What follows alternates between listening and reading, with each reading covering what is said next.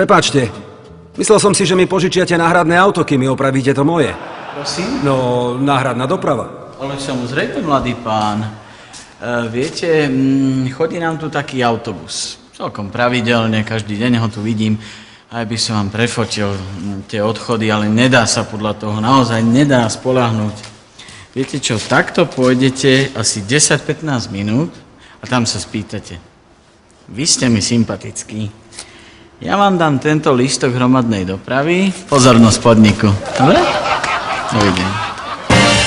Podľa nezávislého testu autoservisov len 19% testovaných neautorizovaných servisov ponúklo náhradnú dopravu.